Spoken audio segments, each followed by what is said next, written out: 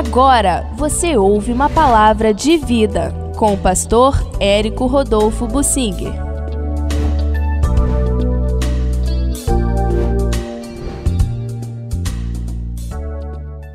Os valentes gaditas da tribo de Gade, preparados para a guerra, só fizeram confirmar o reino nas mãos de Davi. Vamos procurar entender essa situação. Davi, depois de todas as agruras que passou, momentos de glória que foram poucos, efêmeros, quando ele matou Golias, logo depois aquilo passou com o ciúme do rei Saul. Davi passou a ser perseguido, ralou na vida, sofreu, passou fome, dificuldades, até que se agregaram a ele aqueles 400 esfarrapados. Ele se tornou líder deles e passou a conviver com eles. Por fim, muita coisa aconteceu, a sua cidade foi incendiada e ele se mudou por direção de Deus para Hebrom. Dali foi reconhecido pelos anciãos de Judá como rei deles. O país estava sem rei, porque o Saul já tinha morrido.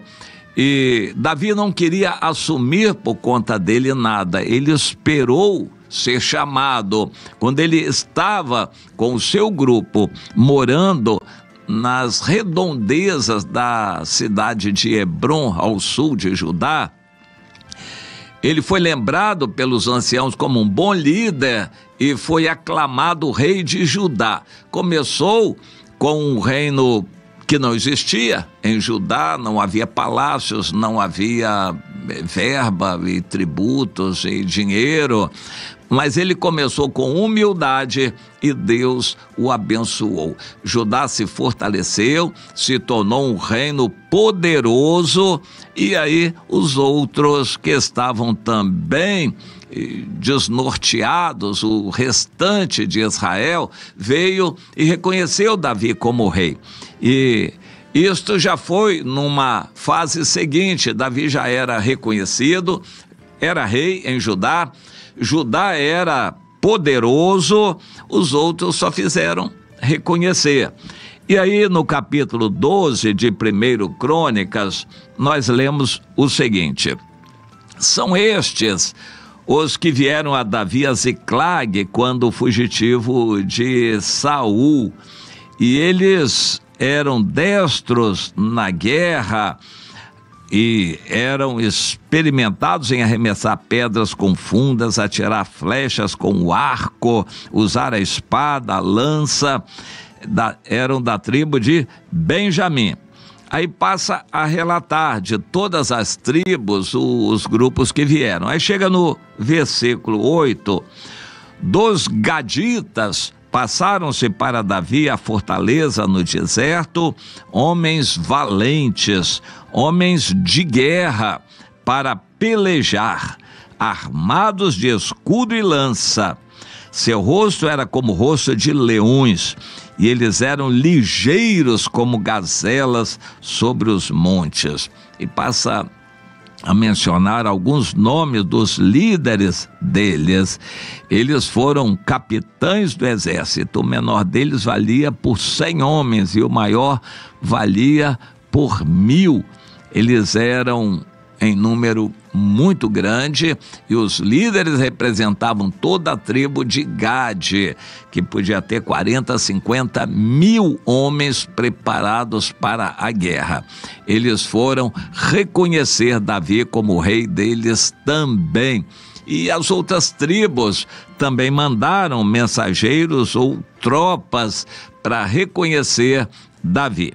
Davi os recebeu, fez aliança com eles e foi reinando.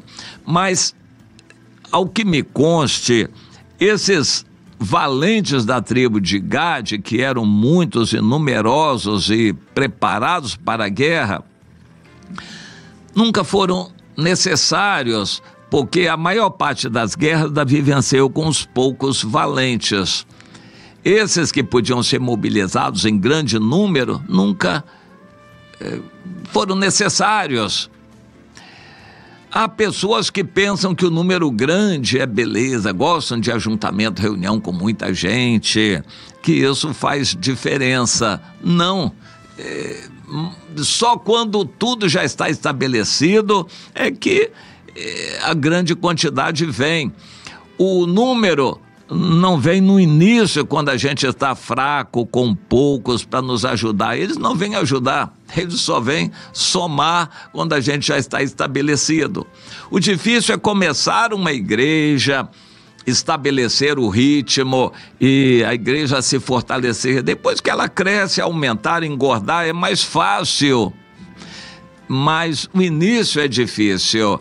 E Jesus deu a ordem que nós iniciemos igrejas por toda parte, evangelizando em todo lugar, observando as pessoas que vão aceitar a palavra e discipulando esses que creem, e assim organizando grupos de 2 ou 3, grupos pequenos nas casas. A igreja viva que funciona é assim, e para todos os crentes estarem envolvidos com isso, não só alguns na reunião grande.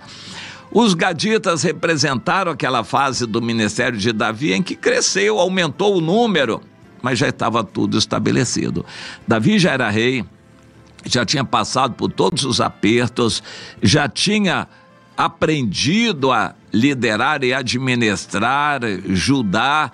Davi praticamente não precisava mais daqueles muitos outros que vieram, mas eles vieram e somaram e aumentaram ali o contingente de homens de Davi, e aquilo ajudou a dar um pouco mais de respeito, mas eles não eram necessários para o funcionamento normal do dia a dia do povo. Davi já tinha os líderes estabelecidos, os juízes, os oficiais, os sacerdotes. É bom a gente entender isto. Numa igreja grande, massificada, uma quantidade imensa de pessoas não serve praticamente para nada, a não ser para a vaidade de uns e ficar demonstrando para os de fora que somos muitos. Ajuntamento de número de cristãos para pouco adianta na vida espiritual. Deus quer que haja identificação de cada pessoa.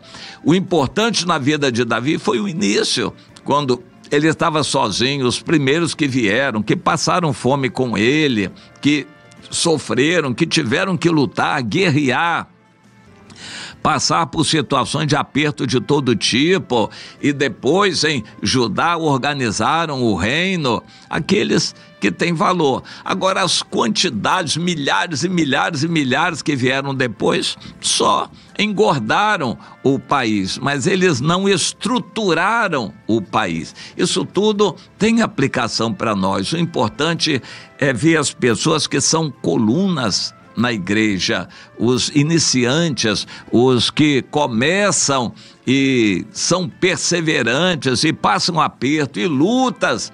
Depois, quando tudo já está estabelecido, é mais fácil vir gente para assistir ou para engordar a igreja, mas que também não vão fazer muita diferença. Nós precisamos saber quem são os que fazem a diferença, os que são base, os que sofrem e choram pela igreja, os que estão sempre ali, prontos, dispostos a todo tipo de sofrimento e arregaçar a manga e carregar o piano, aqueles que querem fazer força.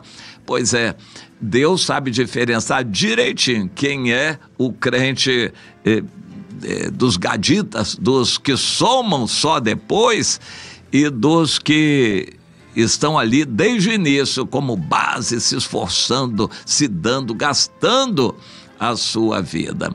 Que Deus nos faça desses primeiros trabalhadores dedicados, esforçados, que vamos ser apoiadores, sustentadores, vamos ser colunas da igreja, e não só aqueles que vêm para assistir depois, aqueles que somam aos montes, porque virão de um jeito ou de outro eles virão, mas que você seja dos primeiros que pagam o preço, que dão a vida, porque vai ter galardão. Esse trabalho vai ter galardão. Só assistir reunião de igreja não vai trazer galardão, mas se você se esforça, está se dando e gastando, vai ter galardão. Que Deus abençoe para você ser uma dessas pessoas.